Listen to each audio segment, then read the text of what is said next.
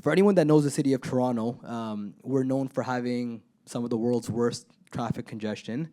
And one of the things that we were thinking about was how do we leverage technology to better help serve not only the residents of the city of Toronto and its visitors, but how can we then leverage that information to help drive behavioral change to our 40,000 off-street parking spaces that we have. So huge on-street inventory, huge off-street inventory. Why don't we use the power of data to help inform customers in that moment of truth? So we did what anyone would do. I didn't know anything about parking, and I don't pretend to know anything about parking today. We wanted to go and speak with municipalities across Canada, the United States, and in Europe. And I heard about sensors, and I heard about cameras, and I heard about all this technology. Oakville, Ontario is just down the street from Toronto, and a small little city that pioneered some of 11X's products. And I figured, well, we should try to understand what they're doing, and does this technology actually really work? Can it work in the city of Toronto?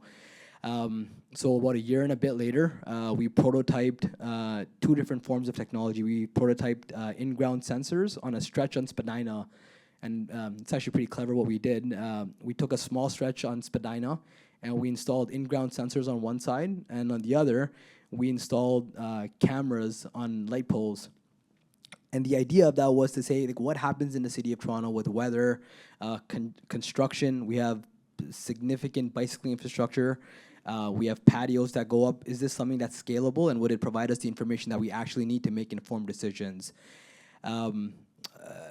I want to say about 6 to 9 months later, we were able to get actual results that we now have up and running for about the last year and a bit, and has been able to provide us with a lot of learnings on what we're seeing with respect to how our customers approach parking in different neighborhoods in the city of Toronto. When they come, how long they're there for, are they paying for parking or not? Some of these behaviors that can ultimately lead to decisions that we're going to be influencing on not just providing parking availability in real time, but also on influencing a lot of policy when it comes to where parking should be and shouldn't be, and when it should be available and when it shouldn't be available. So at a high level, that's what we looked at.